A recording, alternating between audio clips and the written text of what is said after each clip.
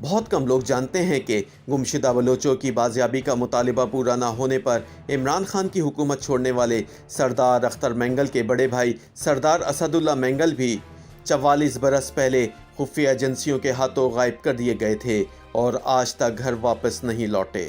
سردار عطا اللہ مینگل کے صاحبزادے اور اختر مینگل کے بڑے بھائی اسد اللہ مینگل کے اغوا کا واقعہ ذوالفقار علی بھٹو نے اپنی ایک کتاب میں یوں بیان کیا ہے۔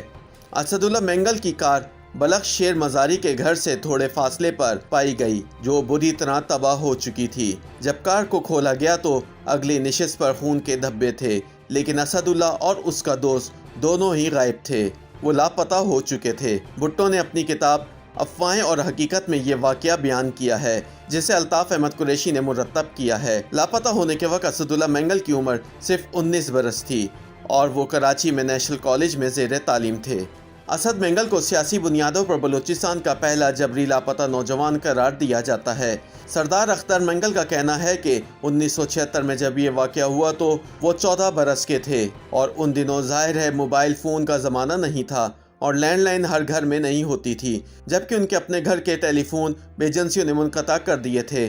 اختر کا بھائی اسد مینگل ٹیلی فون پر بات کرنے کے لیے محمد علی سوسائٹی میں بلخ شیر مزاری کے گھر پر جایا کرتا تھا۔ 6 فروری کی شام بھی وہ وہاں گیا اور پھر ہمیں یہ اطلاع ملی کہ ان کی کار پر فائرنگ ہوئی ہے۔ جب ہم نے جائے وقوع پر جا کر گاڑی دیکھی تو ڈرائیونگ نشست اور پیسنجر نشست دونوں پر ہی خون کے دھبے تھے۔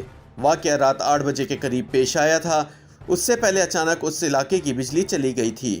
اختر مینگل کے مطابق جس روز اسد مینگل کا واقعہ پیش آیا اس روز وزیر اعظم ذوالفقار علی بھٹو کراچی میں ہی تھے۔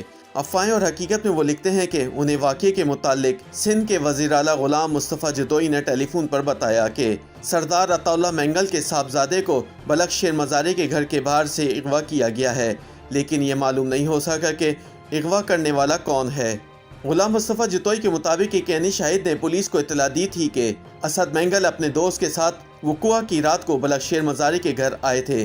کچھ ہی دیر بعد دونوں باہر نکلے اور اپنی کار میں سوار ہو کر جانے لگے، لیکن جو ہی گھر کا دروازہ بند ہوا گولیاں چلنے کی آواز آئی۔ ذوالفقار علی بھٹو کی کتاب کے مطابق انہوں نے فوج کے سربراہ جنرل ٹکا خان سے اس بابت پوچھا تو انہوں نے بتایا کہ بلوچستان کی فوجی کمان کا کہنا ہے کہ اسد اللہ اور اس کے ساتھی کو صوبے میں ہونے والی شرنگیزی ختم کرنے کے لیے معلومات کے حصول کے لیے گرفتار کرنے کا منصوبہ بنا تھا۔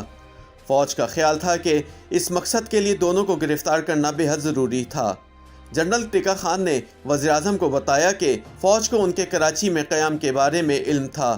ٹکا خان نے کہا کہ ظاہری طور پر ویسا ہی ہوا جیسا منصوبہ تیار کیا گیا تھا، لیکن پھر کچھ غلط ہو گیا۔ فوج کا خیال تھا کہ جب اسد کی کار بلخ شیر مزاری کے گھر سے نکلے گی تو ذرا آگے جا کر اسے SSG کمانڈو کی ٹیم اپنی گاڑی اس کے آگے لا کر روک لے گی اور انہیں اپنی کار میں ڈال کر کوئٹہ پہنچا دیا جائے گا، جہاں ان سے پوچھ گچھ کی جائے گی۔ تاہم فوج یہ نہیں سوچ پائی کہ اسد اللہ اور ان کے ساتھی مسلح ہوں گے۔ جو ہی SSG کی گاڑی نے ان کی کار کو اوورٹیک کیا اور اسے روکنے کی کوشش کی، انہوں نے فائرنگ شروع کر دی۔ اس کے جواب میں SSG ٹیم نے بھی جوابی فائرنگ کی، جس کے نتیجے میں وہ شدید زخمی ہوئے اور زخموں کی تاب نہ لاتے ہوئے ان میں سے ایک موقع پر اور ایک ٹھٹا کی طرف جاتے ہوئے راستے میں جاں بحق ہو گیا۔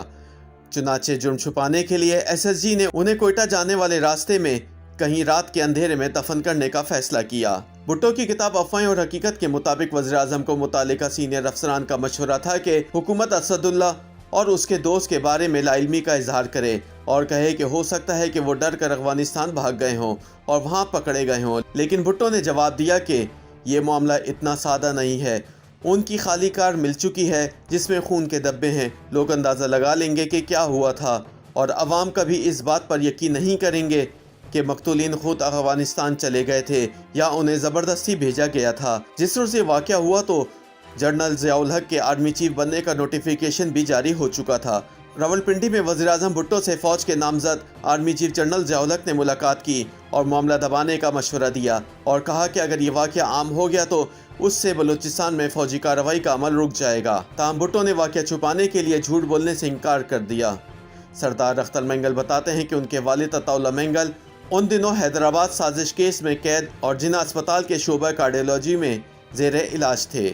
ان کو اسد نے آگاہ کیا تھا کہ ان کا تعقب کیا جا رہا ہے اور والد نے انہیں اپنا خیال رکھنے کی ہدایت کی تھی۔ ان کے والد جیل میں تھے छोटा भाई मुनीर और 2 चचा पहाड़ों में थे। असद घरों को संभालने वाला था और वो उस वक्त नेशनल कॉलेज कराची का तालिब इल्म था। असद और उसका लापता दोस्त अहमद शाह दोनों बलूचिस्तान में फौजी ऑपरेशन के खिलाफ अवामी राय आमा हमवार करने का काम कर रहे थे। रियासती इदारों को उन पर शुबा था कि वह अवामी राब्ताकारी के अलावा बलूचिस्तान में अस्करियत पसंदी के लिए भी मोबिलाइजेशन कर रहे हैं।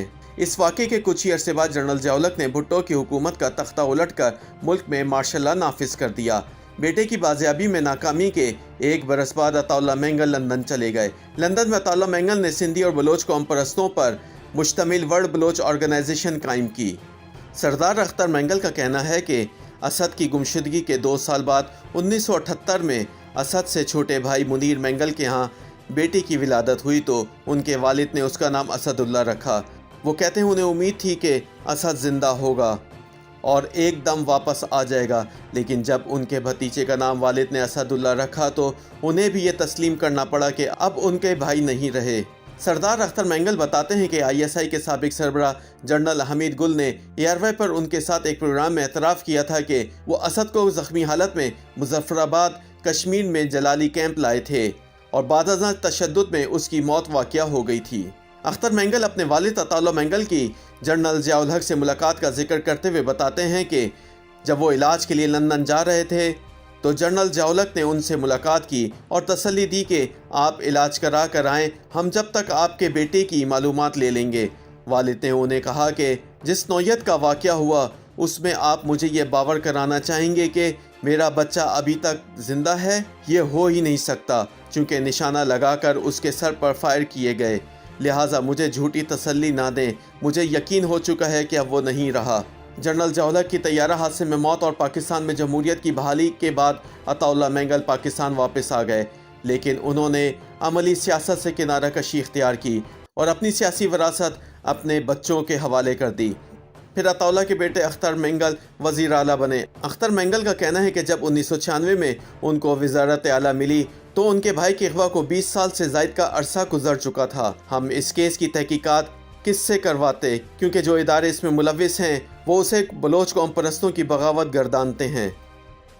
YouTube पर गूगली न्यूज देखने के लिए youtube.com की सर्च बार में गूगली न्यूज TV टाइप करें। गूगली न्यूज के पेज पर सुर्ख रंग के सब्सक्रिप्शन वाले बटन पर क्लिक करना ना भूलिए। YouTube पेज पर अपलोड होने वाली वीडियोस से बाखबर रहने के लिए बेल आइकन पर क्लिक कीजिए। आपको हर नई वीडियो के बारे में नोटिफिकेशन मौसूल हो जाएगा।